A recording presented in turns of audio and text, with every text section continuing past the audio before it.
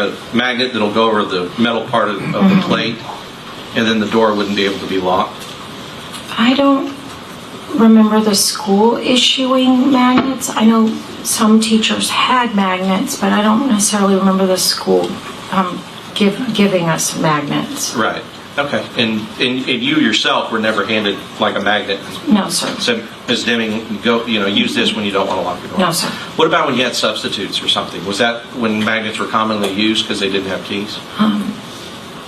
I didn't really have subs. I was one of those teachers. Right. So I'm honestly not sure. Okay. No, that's fair. I appreciate you answering.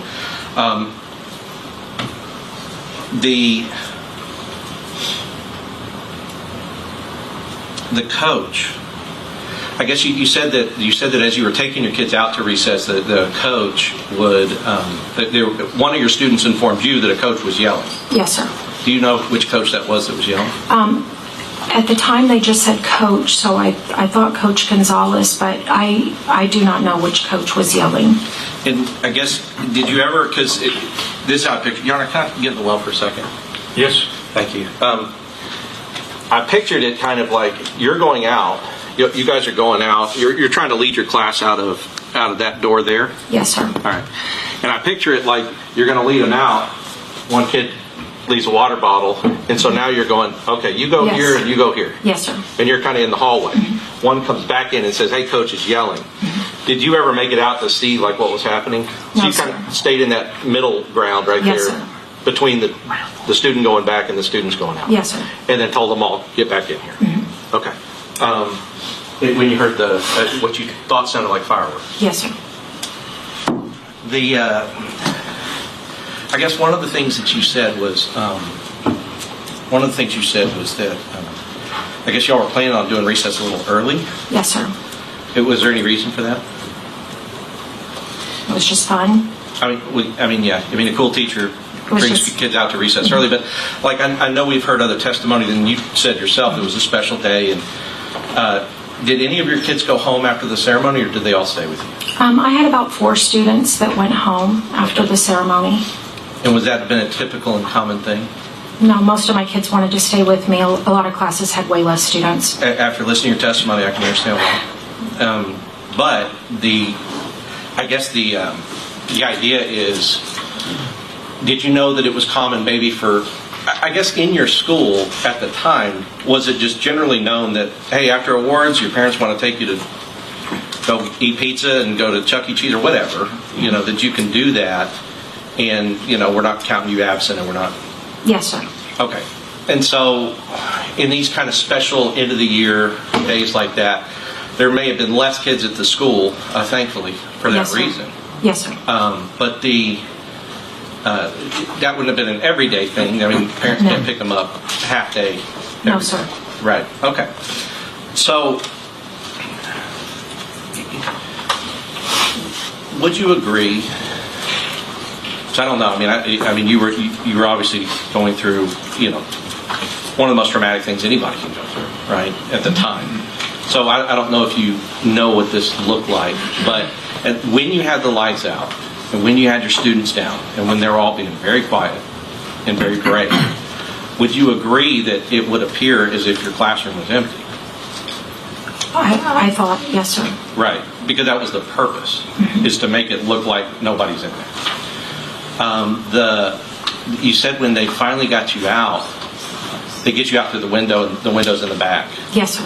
And you and the students, and you're helping bring down the students. And those were officers that were helping you guys get out, right? Yes, sir. Did you know at the time that the monster who had hurt the kids in 111 and 112 was dead? No, I did not. Did you know if he was alive? No. Okay. So did the officers who were getting you out have a sense of urgency about getting you to safety and the children? They pulled us through the window and said, run. Right. Suggesting that the threat is not over. Exactly. And so even though you may not know for sure, all the clues around it told you that. Yes, sir. Yeah, and so you, I'm sure, and felt that you and the children were still in danger. and everybody around you were still in potential danger from whatever was going on. Yes, sir. Right. Did you know that one of those officers pulling the kids out of the windows over there was Adrian? I didn't remember anybody. I mean, I knew people were pulling us out. I did not know who it was. Right. And so you would agree that those officers that were doing that in your room and the rooms next to it, because the other rooms were getting pulled out too, right? Like down that row, they're pulling the kids out and the teachers who were in those rooms. Yes, sir. And you'd agree that those officers were doing a good thing. I was thankful. Right. And Adrian, as part of those officers, would have been doing a good thing trying to evacuate the kids and the teachers out from further danger. Yes, sir. I'll pass the witness. No other questions, Your Honor? Recall? No recall from the state. Oh, Judge, no, we don't. These are subject to recall. You're excused. Thank you very much. Not subject to recall. Okay. Your next witness. The state calls Nicole Ogburn.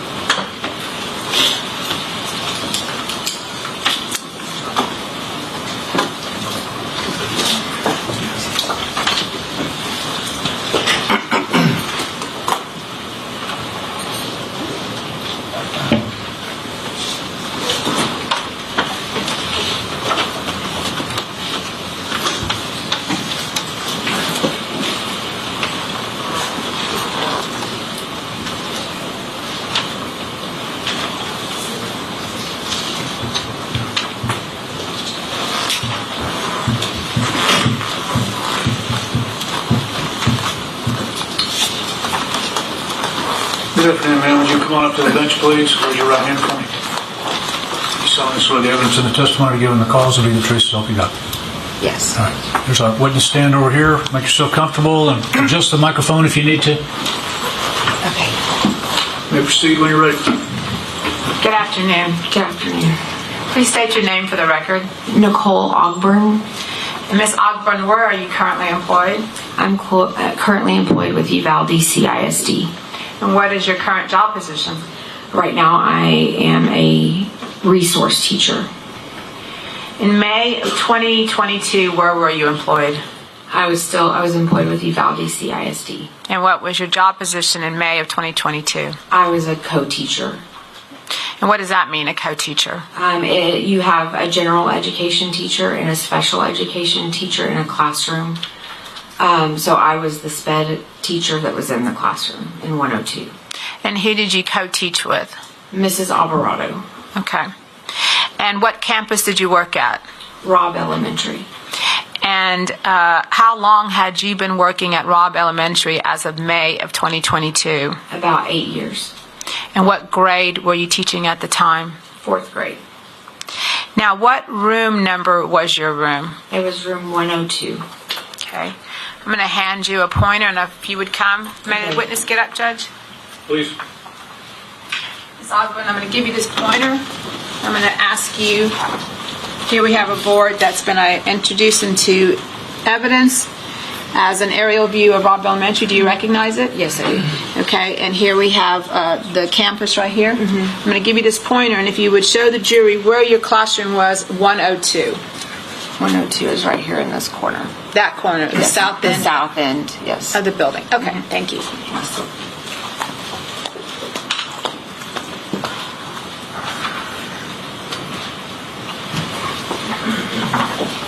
Now, did you begin the year at Robb in the 2021-2022 school year? Yes, ma'am. Okay.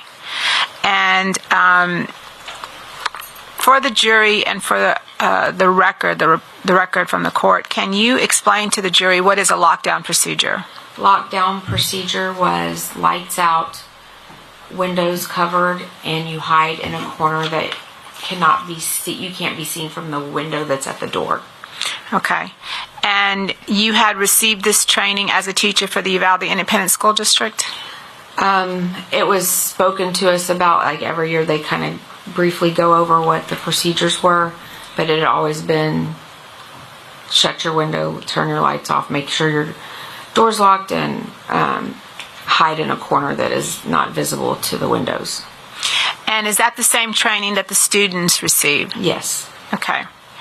And how often were you trained on this? You said they mentioned it, or? Well, we did a training for teachers. Usually they would mention it during our PD days before school started, and then throughout the year we'd have lockdown drills and fire drills and all, practice all the drills that we had. And who would provide the training to the students? Usually it was just our staff at Rob that would go back over it, or actually us that would train. I'm sorry, didn't realize you said students, but usually us. So we would, before lockdown practice drill, we would tell them, okay, we're going to have a lockdown practice drill. This is what we're going to do. Myself and Miss Alvarado, I remember talking to him about it, and we were like, we are just going to shut the window, the shade on the window that we had. We are going to turn off lights, and y'all are to file over here into the corner by Miss Alvarado's desk. Okay, now you said in the corner. Let's go back a little bit. Can you explain to the jury, when you walk into your classroom, what was the layout? What would you see? So when you walked in our door, you walked in on the left side. We had a cubby kind of blocking, so you couldn't see. There was not a line of sight to that area over there.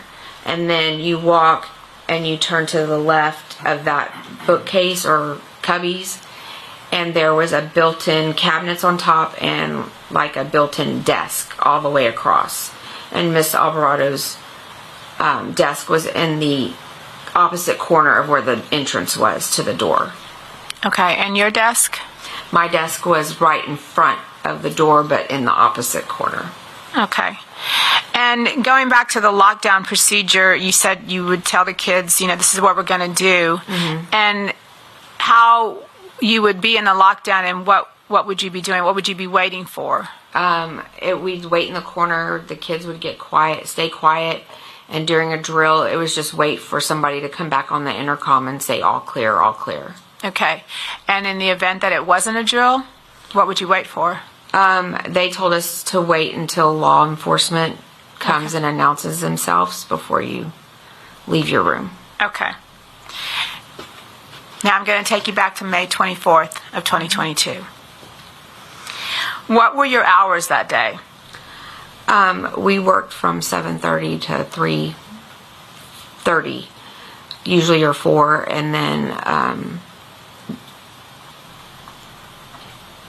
that day was kind of an off day because we had, award ceremonies and things, so we didn't have like a schedule of classes that day. It was just do your award ceremony, and the kids, we kind of had a very relaxing day that was going to happen.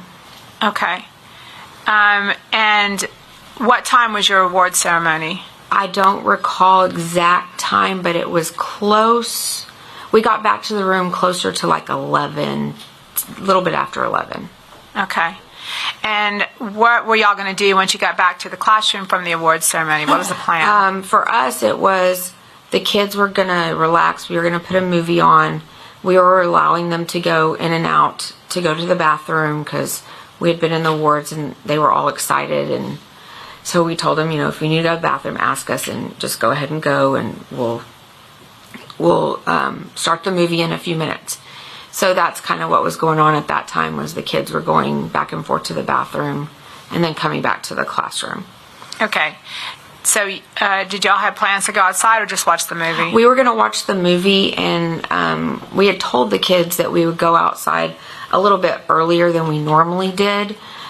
We usually went outside about 12:15 for recess, and then we went to lunch at 12:30. So we kind of were like, we'll go out a little early, but we're going to wait a little bit because it's real hot outside. Mm-hmm. And so we were like, we'll just put this movie on and y'all can watch the movie until we go outside. And while you're watching